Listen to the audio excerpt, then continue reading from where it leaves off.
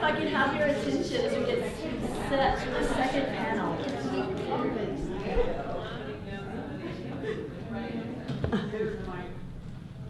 First of all, I don't know that it was articulated particularly for the first panel, but what I was noticing is what courage that we heard from Regina in her being willing to tell the story. And since we are honoring courage and communication, that was what came forward for me, is just your courage in telling the story when you knew the costs that would probably come within your family, but you knew the story had to be told and you did it anyway. So thank you. So this is our second panel, and we are talking about courage in nonfiction and fiction writing. So we have some quite celebrated authors among us this afternoon.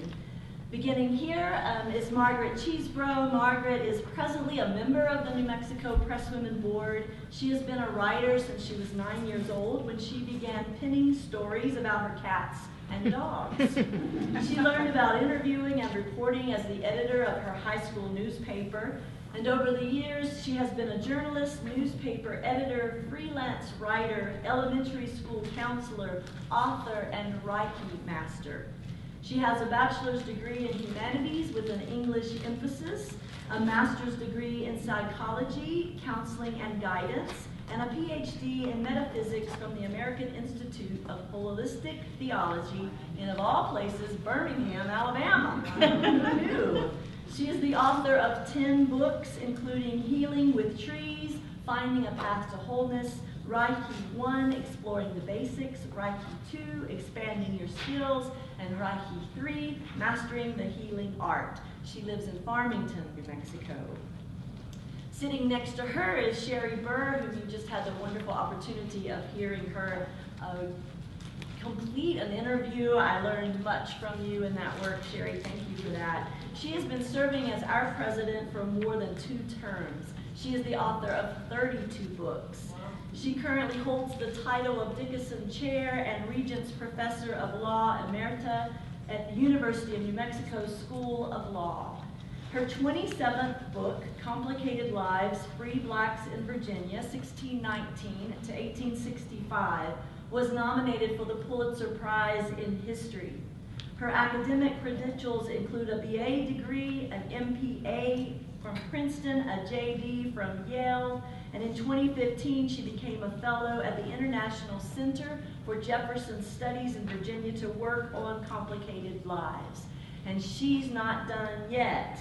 She is a 2024-2025 George Washington Mount Vernon Research Fellow. At the George Washington Library in Mount Vernon, she will test the question, how harmful was slavery to individuals and successive generations of their families, planning to compare the post-freedom economic lives of enslaved persons at Mount Vernon who were owned by George Washington to those who belonged to the Curtis Gower estate. She is the recipient of the Black Women United for Action Fellowship. And then sitting next to her is Leonie Rosenstiel, who has been our vice president of the New Mexico Presswomen since 2022. And that year she also served as the Zia Award Committee chair. She also edits our newsletter, The Broadsheet, and is our public relations chair. Rosenstiel has written, collaborated on, or edited 28 books and counting. The last 2, Protecting Mama, Surviving the Legal Guardianship Swamp, and Legal Protection, Affordable Options for Individuals, Families, and Small Businesses, deal with our flawed legal system and how its workings can harm us all. Protecting Mama won first place in the 2023 New Mexico-Arizona Book Awards last, as well as 3 other literary awards. After earning her PhD from Columbia University, she has received a string of honors, including 2 grants from the Rockefeller Foundation and 1 from the American Council of Learned Societies. Having spent 14 years navigating our legal system trying to protect her husband and her mother, she regularly speaks, consults, coaches, and writes about the subject of adult guardianship. So we're so grateful for our 3 panelists, and thank you for being here. My name is Lynne Hinton. Hinton, and I will be the moderator for this event. So our celebration this year at our conference has to do with courage in communication. And each of you have received the honor of being a courageous communicator in the category of fiction and nonfiction writing. And so I want us to begin with a question about courage and where we first encountered courage in stories we read as young women.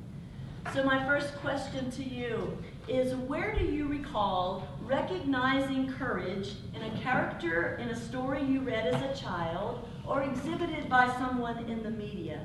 Who first embodied that characteristic for you of courage, either in literature or in the world? And I'm going to pass the microphone. We'll start with Margaret. When I was 10 or 11, I found one of my parents' books, and it was called Madame Curie, and it was written by her daughter. Now, what I remember is pretty sketchy. She was a physicist and a chemist who made remarkable discoveries in the area of radioactivity. But she was unaware of the dangers of exposures to radiation, and it eventually led to her death when she was only 66 in 1934. So when I was getting ready for this, I started researching her life a little bit. And she was born in Poland in 1867 to a very courageous family. Her parents and her grandparents on both sides lost their property and their fortunes because they were active in Polish national uprising, because they wanted to restore Poland's independence from the Russian Empire. So after they lost everything, Marie's mother opened a prestigious boarding school for girls. Unfortunately, one of the girls who came to that school had typhus. And Marie's oldest sibling, who was a sister, died of typhus. And 3 years later, her mother died of tuberculosis. So in spite of these early losses, Marie never gave up. She was the first woman to ever receive a Nobel Prize, and the first one to win 2 Nobel Prizes, and the first woman to win 2 Nobel Prizes in 2 different scientific fields. So the first Nobel Prize she shared with her husband, Pierre, and a physicist named Henri Becquerel for their pioneering work developing the theory of radioactivity. And Marie Curie is the one who coined the name radioactivity. But she almost didn't get that Nobel Prize in 1903 because the committee didn't want to award it to a woman. So this really upset a woman on the committee. She was a real advocate for women scientists. So she called up Pierre and she said, this is what the committee's thinking about. So Pierre contacted the committee and complained, and they changed their minds, and she became the first woman to ever receive a Nobel Prize. Wow. Yes. Yeah. So earlier in her life, she completed the equivalent of high school in Warsaw, Poland. But when she tried to enroll in a regular institute for higher learning, they wouldn't let her because she was a woman. So she attended the clandestine flying university. So it was a Polish patriotic institution, and it allowed women students. So she got her training, her higher education training there. And she really struggled financially, and she tutored people to make money for her education. And then she got her scientific training in the Warsaw area too. Again, she tutored to make money for that. Then she moved to France in 1891, and she took classes at the University of Paris. And again, she earned money for her education by tutoring. And she lived in a garret, which was close to the university. And she was so poor, she wore all of her clothes in the winter to stay warm. You know, you've heard of the garrets, these artists who are so poor. Well, that's what she lived. She lived that life as well. And by 1894, she had earned 2 degrees, and she would go on to get her doctorate degree at the University of Paris in 1903. She had achieved so much more in her life. Among those achievements, she founded the Curie Institute in Paris in 1920 and the Curie Institute in Warsaw, Poland in 1932. They're both major medical research centers. I thought that was so cool that the country that wouldn't let her get a higher education, now she has this medical research center in Poland named for her. So she met Pierre Curie in 1894, and they were really attracted to each other by their mutual interest in natural sciences. So they were married in 1895, and they worked together on various aspects of uranium. Marie successfully isolated several elements of uranium ore, and one of them was radium. And her work led to the development of X-rays. So she and Pierre had 2 daughters. In 1906, less than 11 years after they were married, he was killed in a road accident. It was raining heavily, and he was crossing the street, and this horse-drawn vehicle ran over him, and he fell under the wheels, and his skull was crushed, and he died instantly. So here was Marie with these 2 daughters, and her husband was gone, her research fellow was gone, but she courageously moved forward and did not give up. So she was really unaware of the dangers of radiation, and she carried around test tubes containing radioactive isotopes in her pocket. And she also stored them in her desk drawer. And then during World War I, she recognized that soldiers really stood a better chance of surviving and having fewer amputations if they could have field X-ray centers near where they were fighting. And so she directed the installation of 20 mobile radiological vehicles so that they just drove around to where the soldiers were fighting and needed help. And then there were another 200 radiological units that she helped install at field hospitals. Many lives were saved as a result, but exposure to radiation at those X-ray centers probably led to her death years later. So she was not interested in wealth. She gave away much of her money from the first Nobel Prize, and she intentionally never patented the radium isolation process. She wanted the scientific community to be able to do research unhindered. And Albert Einstein, who knew her, reportedly said she was probably the only person who could not be corrupted by fame. Thank you, Margaret. Clearly, at the age of 11, she had a great influence on you to think about all of those things that she did. How about you, Sherri? Who was influential for you as a young girl? Don't be shocked. but when it comes to story, I was very taken with Gone with the Wind.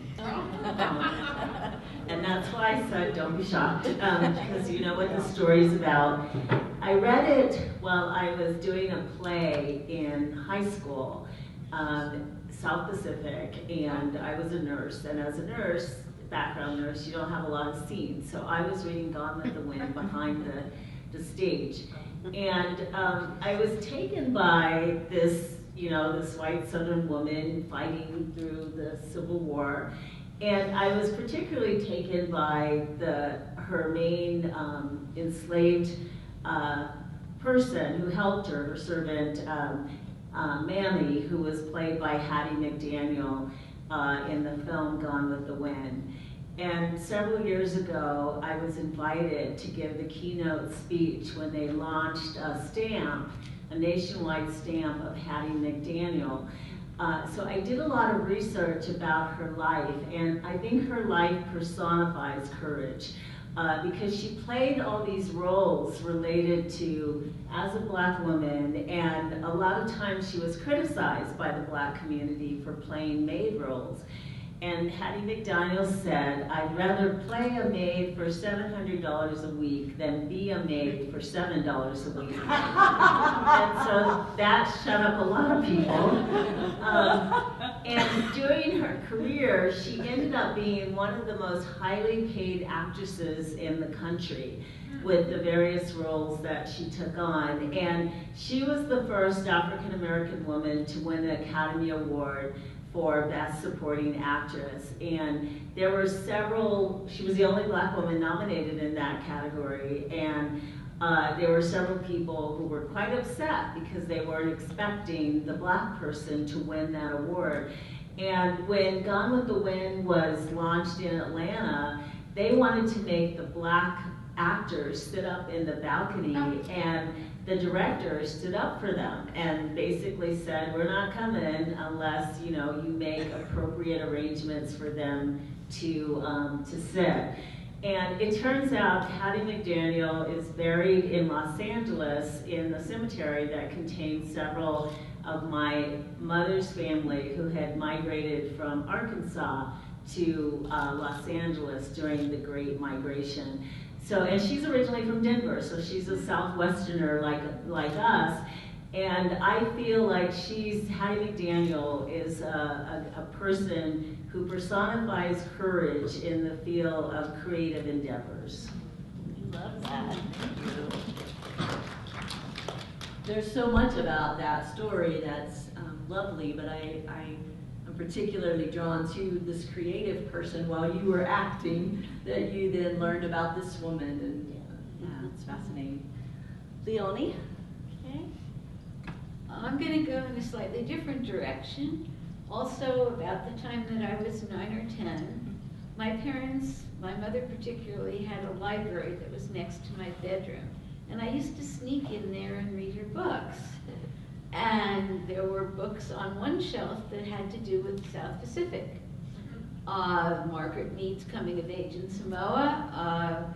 There was a report from the territorial governor about how terrible things were. At the same time, Margaret Mead was talking about how great things were. And then there was my mother's doctoral dissertation. My mother was originally a linguist. She taught languages in high school. Then she was starting to work for a PhD in linguistics at Columbia. And then she decided to sign up for the U.S. Army Women's Army Corps. And she took a whopping cut in pay to about $7 a week or some ridiculous figure like that. And it was a totally eleemosynary impulse on her part. She wanted to help the war effort during World War II. And my father, whom she was seeing at the time, but they hadn't married yet, was 1A status. And so she said, well, you know, I'm going to go into the WAC, and I'm going to go in as a linguist. Well, at the beginning, they didn't have her as a linguist. She enlisted because she really wanted to go into the Army. And so she ended up going to officer candidate school and working her way up from there.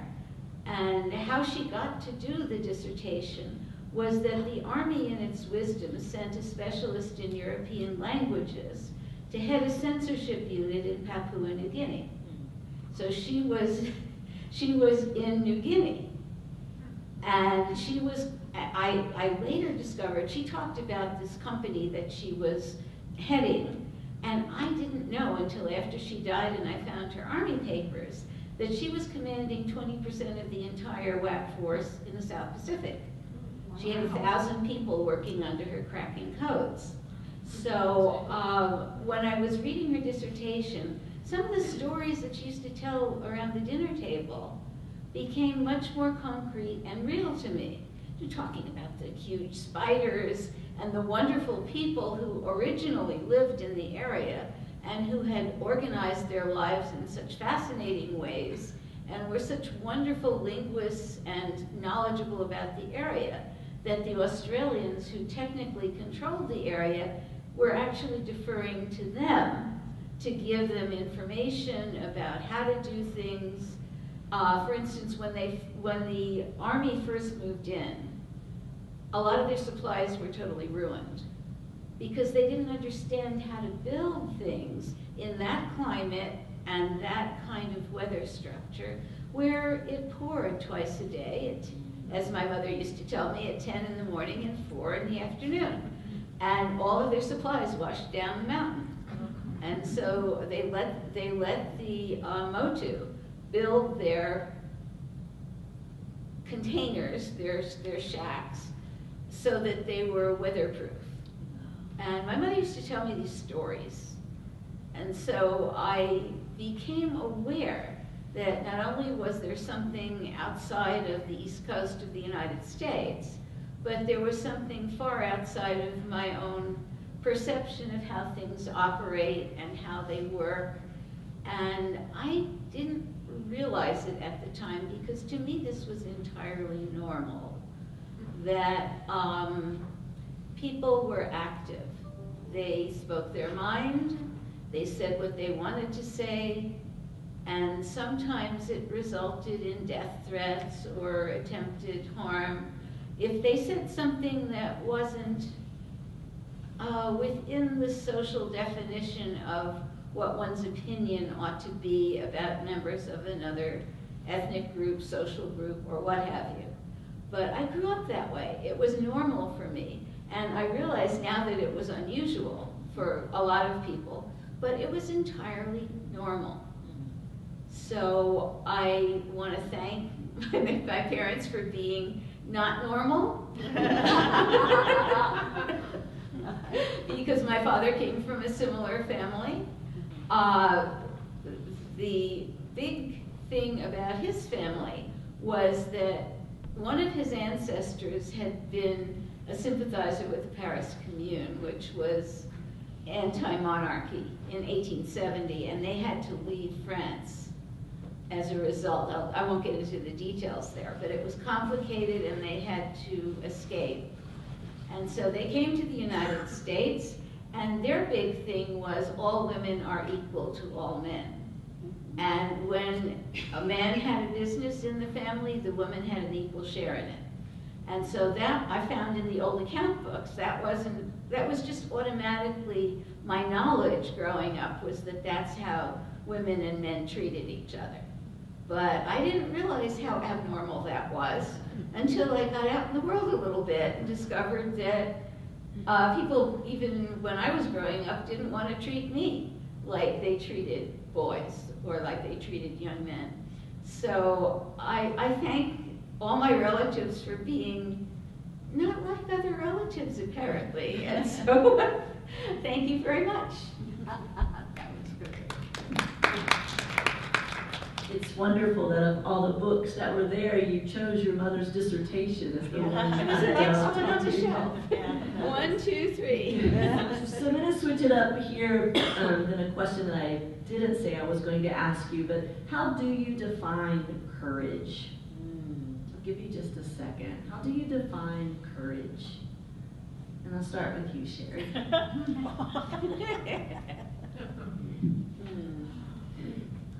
I think of courage as the ability to assess the danger in a particular situation and move forward no matter what. And danger can come in many different forms, or it can just be stress, a situation that's going to cause stress, or a situation that's going to challenge what you know about yourself, what you think about yourself, and to move forward. I think that's how I define courage. Thank you. Can I pass it on to I think the quick way to say it is feel the fear and do it anyway. And that's basically what we see in all people who we're looking at, and we're saying, how can an ordinary person go through those circumstances and survive? And you can. Yeah, that's great. Margaret? Okay. Well, I don't need to say anything. You've covered it very well. Well, to me, courage is following what you think is really important to do in spite of what your background might be, what you might have been told is the right thing to do. Even though you're scared, I mean, it's really can be scary and daunting, but you just feel like it's so important that you just forge ahead and have the courage to continue. Thank you. I also think about courage as perseverance, and I remember reading a definition that it was to go to bed and then wake up and to say I will try, or to go to bed and say I will try again tomorrow. And so I've sort of recently been thinking about the courage and perseverance, because I think it's so easy to give up, and particularly as writers, to just kind of say I've gotten too many rejections or it's just too hard. And so that sense of perseverance to me is also a part of courage. So moving on then to your own writing lives, how have you had to be courageous in either the stories that you choose to tell or the work that you choose to pursue? How has courage been a part of your writing process? Leonie, we'll start with you. Oh my goodness, goes back to graduate school, and I was interested in a French woman composer of the late 19th, early 20th century by the name of Lily Boulanger. And I'd gotten to know her through her music because I was a violinist and I played one of her pieces when I was still younger than that. And I said, well, nobody's ever done a dissertation on this woman. I want to do that. And everybody said, you can't. She's a woman, she's not worth doing. I got called into the office of a new office that had been created at Columbia University, which was called Chief of Protocol. Sounded almost like I was going to a diplomatic dinner or something. And this gentleman who had recently been hired at Columbia University said to me, why are you doing this woman? Why don't you do a dissertation on Beethoven? I said, you know, I'm not entirely interested in studying Beethoven's left pinky toenail because I'm kind of convinced that's probably the only thing that's left to study at this point about Beethoven. And he didn't like that. I said, I thought that when you did a dissertation, as opposed to like a master's essay or something, it was supposed to break new ground. And I've never seen a dissertation on this person. And he was furious. Because I wasn't wrong. There was nobody who had done it. I later discovered that there was no one who had done it because her sister was controlling the material and wouldn't let anybody do it. So I then had to become the person to convince her sister, who was a person called Nadia Boulanger, who was very famous as a teacher of a lot of American composers like Aaron Copland and Virgil Thompson. And so I eventually, it wasn't hard finding one of her students because her students were all over the country. She had taught literally thousands of Americans. And so one of my professors turned out to have studied with her, and he sent me an introduction to her. But I ended up not only writing about her sister, but about her. And that kind of got me into writing about music. But it was difficult, and people were scared. They were scared of her. She had so much power in the music world. I was working on that book for several years, and I had tried to contact this one gentleman who was chairman of the department at a university. Did not hear back from him. I finally heard back from him, and he said, "I can talk to you now." And I made an arrangement to go see him. And I said, "Well, I'm glad you can talk to me now." He said, "Yes, I had to get leave to go over and get Nadia's permission to speak to you." That was the kind of control that she exercised over people. And it could be quite scary. In fact, when I was working on her biography, I knew people were following me. I knew that they were searching my hotel room. She literally had her own little Gestapo watching everybody. The students were being watched as well. She was evaluating what everybody was doing. And it kind of got me ready for my mother's guardianship, because my mother's guardian did that to me too. Although they didn't actually come into my home, I don't think, unless they did it when I was out. But yeah, courage it was very frightening. I will tell you, it was frightening at times. And I wasn't sure I was going to complete it, because I then later discovered that about 6 people had tried to do that job and had never completed it, because she had always stopped it. I was the only person she didn't stop. And I guess it was because she couldn't, or she really didn't want to. She really wanted the story told at that point. And I was there, and there were several people. She always wanted people competing for her attention. And it didn't bother me that other people were competing with me. So I guess that was important. Then we get to other problems that deal with other work that I was always told I couldn't do. Oh, there's always stuff people tell you you can't do. And fortunately for me, they usually tell it to me after I'm at least half done with what I was doing. And so I say, "Thank you for the information," and I just go on to the next thing. A lot of things you can't do. You don't go into acupuncture for music. I did. I did. I got an award from the Acupuncture Society, the International Acupuncture Societies, for a paper I did. You can't do that. As a woman, you can't do that unless you're a certain age at least, and I wasn't that age. And I've had that experience right along. And the last thing that I couldn't do was get my mother's guardianship records released, because they're secret. It took me 5 years, but I had promised my mother I would write a book about her experiences, or about the family, or both. And I couldn't unless I could I had a gag order that was very severe and prevented me from speaking about her or about the family, as a result of things that were in the guardianship records. And I did manage to get the records released. I got the book written.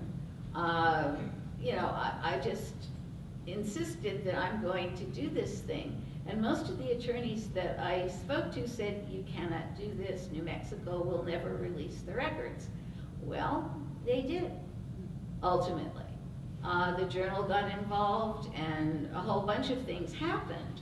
But you just keep going. I promised my mother I would do it. It was a vow. I didn't want to break my promise. And so I just kept plugging until I did it.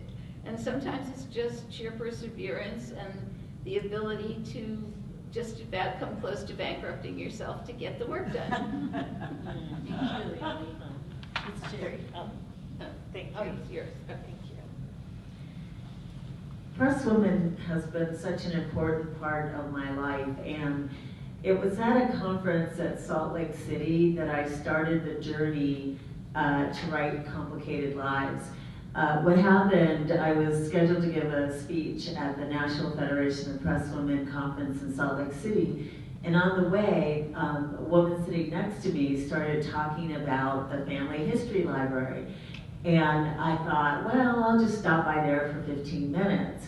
Well, 3 hours later, I closed down the library. I walked out with this stack of census documents.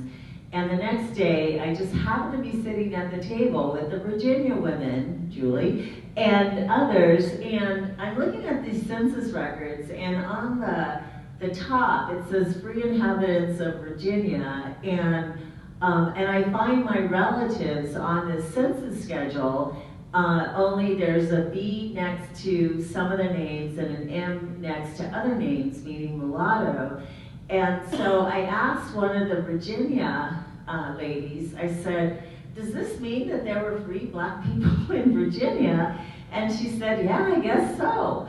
So that started the journey, and I ended up going to the Library of Virginia in Richmond, where a librarian helped me find the emancipation document for my 4th grade grandfather, who was freed as a 2-year-old from slavery in 1785. I found all the property he had bought starting in the 1820s. I found the family farm, and it just became this journey. And I thought, well, let's go up to Mount Monticello and see what that library holds. And while I was there, I was talking to people, and they said, well, we've got this fellowship, you should apply for it. And by the way, Thomas Jefferson borrowed money from free blacks. So he was always broke, right? And we know this because he would take copious notes of where he borrowed the money and where he paid it back. And one of the reasons why I came to believe that he'd had this relationship with Sally Hemings, despite the deniers, is that he recorded he spent $200 for a dress for her in Paris. And I thought, if a guy spent $200 for a dress for me now, I would think he was interested, let alone 200 years ago. So that started this journey of learning about African Americans who had been freed before the Civil War. And that was a story I had not been told when I was growing up. I grew up with the thought that all blacks were slaves before the Civil War, all whites were slaveholders, and only slaves in the South, and none of that turned out to be true. So it became my mission to write a story to show the complexity of lives of African Americans in the South who were living there before the Civil War. Thank you. Go ahead. Okay. In order to help you understand this kind of metamorphosis I've been through, you need to understand a little bit of my background. I'm what they call an MPK, a missionary preacher's kid. Oh. And I grew up in a very conservative family. And later, after I was, I don't know how old I was. I was maybe in my 30s or later. I went to a Reiki master for a treatment because it's very relaxing. And she would sometimes have some intuitive advice to give me. And she said, you know, I think you're being given an opportunity to write books about trees. I thought, okay. You know, I loved to climb trees when I was a kid. I would climb up this one tree and I named some of the limbs, legs and arms and hands, and I just sit up there and really enjoy it. And that was the extent of my involvement with trees. But when she said that, I thought, well, maybe I should look into this more. So I took a chair and sat in my front yard in front of this cottonwood tree. And I thought, I'm just gonna sit here and just be, you know, near the tree. And I was trying to focus and really focus on that, and my mind was just going everywhere. I couldn't focus. And I was getting upset with myself. Why can't I keep my mind on track? And all of a sudden, into my head came this thought, and it was, love the ground. I thought, oh my gosh, I don't think that came from me. Did it come from the tree? So I just began exploring more around trees that were near my house. And at one point, my husband's parents were living in a trailer on our property, and they were not doing well physically, and it was a lot of work, mostly emotional stress, dealing with that. And one day I was just beside myself, and I was walking down the irrigation ditch near our house, and there's this cottonwood tree that has really, the limbs were shaped really differently. Like, I thought, you know, probably the wind has blown them, or, you know, things have happened to shape it. And so I just called it the giving tree, because it just gave to the elements. Whatever they did, it just kind of shaped its limbs. And I was standing in front of it, and I was just, I was overwhelmed. I was overwhelmed with what was going on, you know, with my in-laws. It was more than I could handle. And I just began to sob, standing right in front of that tree. And the thought came to me, flow with the circumstances.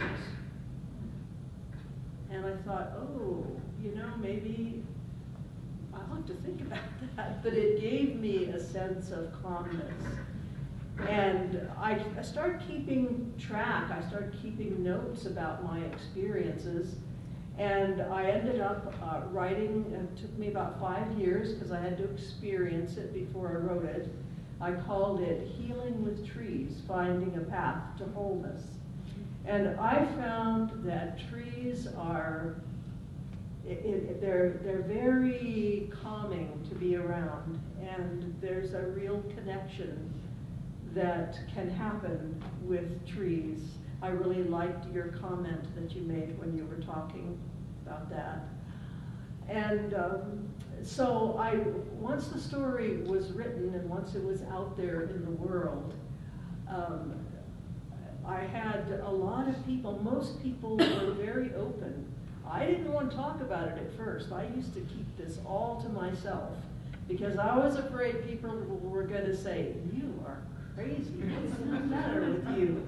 You can't talk to trees, they can't talk to you. This doesn't work that way. And in fact, there was a minister I used to know who wrote me a long letter, and he was writing Bible verses telling me, the Bible doesn't say that you can talk to trees, the trees can talk to you. And so I just had to recognize that, well, this isn't the way I grew up, it's not the way my parents taught me, but it's what I'm experiencing, and it's what's meaningful to me. And I wrote a book, it's a children's picture book called If I Were a Tree, What Would I Be? And I thought about the title before I ever wrote it, and I really didn't know what it meant. If I were a tree, what would I be? Would I be a teacher? Would I be a doctor? Would I be a soldier? Would I be a different kind of tree? Like a tree different than what I am? And none of that fit. And I was at the Whole Expo, which is a weekend event that talks about alternative ways of looking at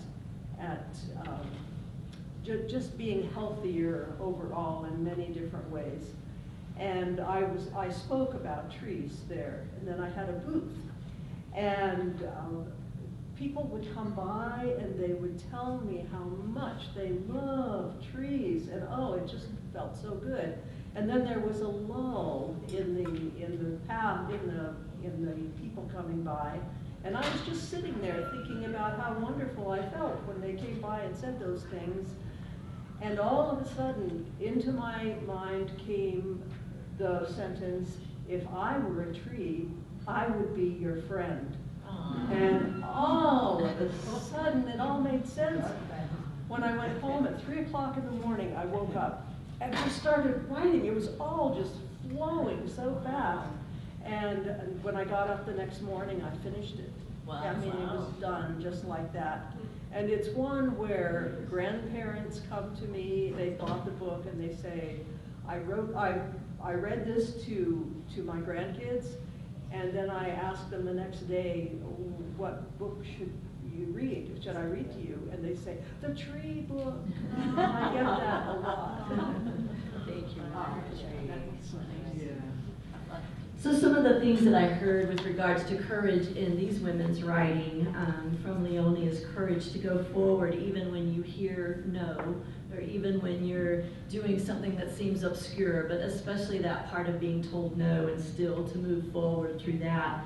And then from Sherri, I heard courage in telling the story that hasn't been told, that it's important to our history to look for some of those stories that get hidden and to bring those to light, and I think that takes courage. And then from Margaret, to being willing to listen to the non-traditional voices and even willing to tell the stories that maybe your family might not quite understand or resonate with. So thank you all for sharing with us about courage in your writing. We have about 10 minutes left, so I was going to see if there were any questions from the audience for these wonderful storytellers with regards to courage in their writing.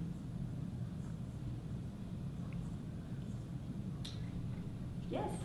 Do any of you have something you wish you had written that you didn't write because you felt it took too much courage? Now, that's a tough question, I know, because you've all shown you have courage. But I'm curious, is there something you wish you'd gone ahead with that you didn't? Margaret? If I can't think of anything. I have a file cabinet of items that I wrote and have yet to publish.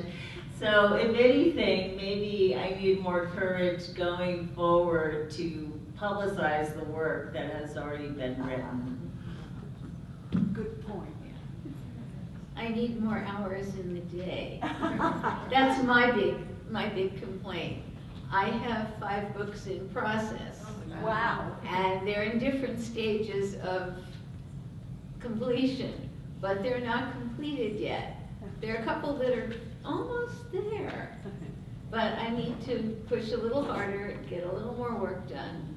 And yeah, I wish I had finished them, but I haven't. I have to admit I haven't finished them yet. But it gives me something to look forward to. It seems to be a writing thing.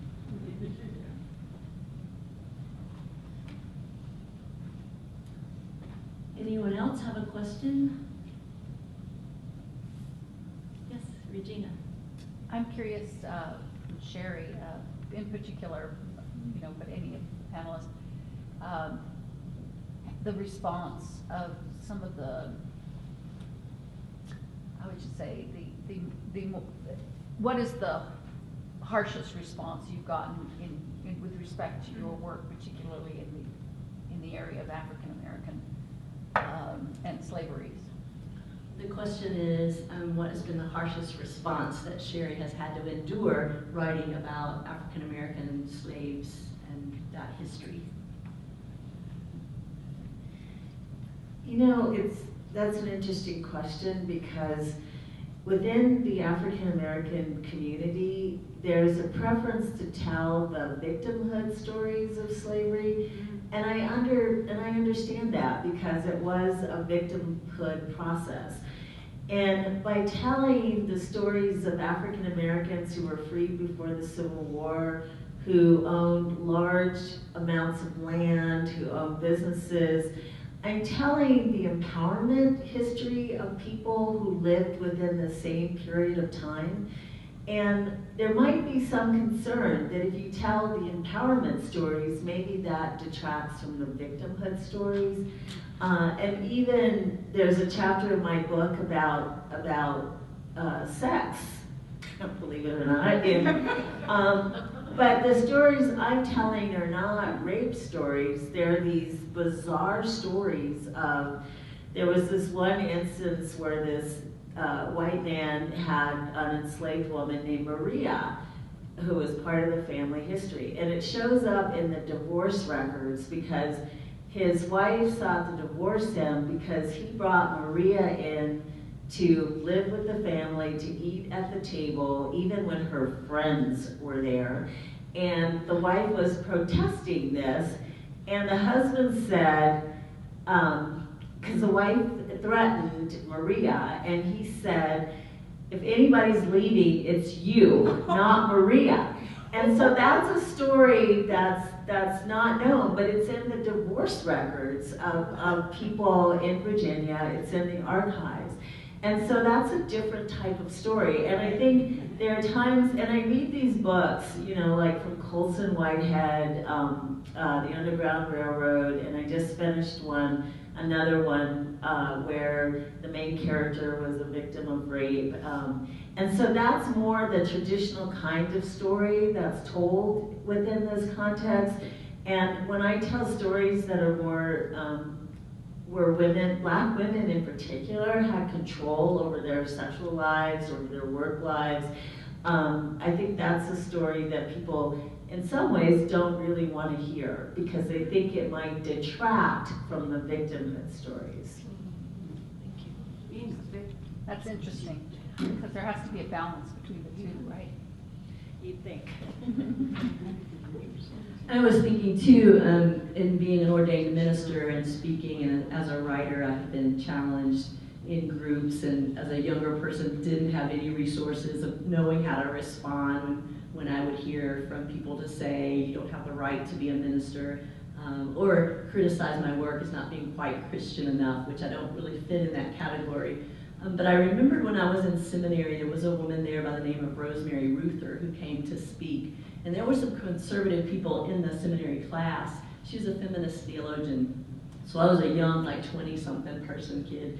And she offered an opportunity for questions, and some young seminary students asked her a very hostile question about her work. And I remember sitting there going, oh my God, what is she going to say? Sitting on the edge of my seat, and her response was, I'm a guest here and I don't have to answer that question. And I'm like, holy shit, you can say that. I was, that one encounter of hearing this woman respond to that hostile question just gave me such courage in being in situations where people challenged either the stories that I told to tell, or wanted to tell, or even my own choice to be ordained in ministry. So anyway, I know, Regina, you didn't ask me that question, or you didn't ask me, but I was going to speak to it anyway, too. Yes? Well, I was just going to kind of to dovetail on this conversation, I would ask the panel, in all the writing that you've done in books and articles published, could you address some of the criticisms that you have seen, or have you seen many in writing on your book reviews or article reviews, and how do you handle that? I'll just start because Have you handled some examples of that? I was asked, are you dumber than a 5th grader? So that was probably one of the worst ones I got. You have to gain a sense of... And how did you respond? Particularly when I got criticized from, the really hardcore Christians that I wasn't Christian enough, or I had cussing in my books, or women loving women, all kinds of stuff I'd have in my books. I took this route of saying, oh, please pray for me, and I just loved it. I just thought it was so funny. So that became my response of like, I'm just a sinner saved by grace, and people are here. And then I wrote back, which I loved. I'm sorry that you remember that. the question was, how do you respond if you get negative feedback Or harsh criticism. or harsh criticism? You know, I thought I would get harsh criticism talking about trees. But I have not. I mean, people have said, oh, yeah, and I feel so good around trees. Or I was standing by a tree and thinking how beautiful it was, and I heard, well, of course I'm beautiful. Yeah. And so I really haven't. The fear that I have has just not come to me, except from that one lesson from the minister. I learned my lesson a long time ago not to pay attention to negative reviews, so I don't really go look at them. And I learned it as a teacher. I was a grad student teaching a class at Princeton, and I had 12 students. And 11 of them raved about the class that I had taught, and there was this one person who went on and on about how awful I was, and it just so upset me, that one person. Instead of thinking like, this is a huge hit for your first time as a seminar teacher to get 11 out of 12 people raving about your teaching, I thought, oh, that's so awful that this person was so terrible. So I'm not one of those people who goes, looks at their good reads and all those feedbacks just because of that, because I know that I'm just too thin-skinned.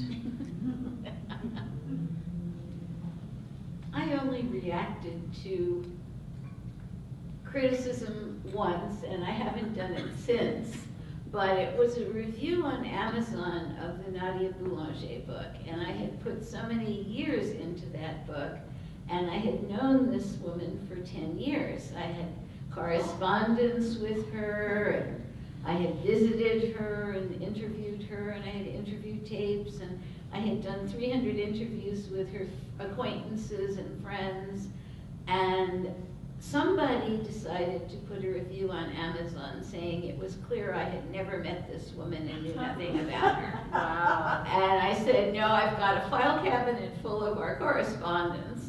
And Amazon eventually took this review off because it was clear it was just carping and irritated, because I was telling the whole story and not just a piece of it. Yeah. And when you get criticism from both sides, you know you're in the middle and you're trying to be fair. And that's fine. I mean, people are definitely going to do that. So I don't answer anything anymore. Nobody tells me I haven't done any work anymore either. So that helps. I think we have to fight the negativity bias in this country. Yep. Thank you all so much. I do think that is a part of putting your stuff out there, is recognizing not everybody's going to like it and you're going to get some harsh criticism, but not letting that stop you is certainly a part of courage. Thank you to our 3 panelists and for your work and for being courageous.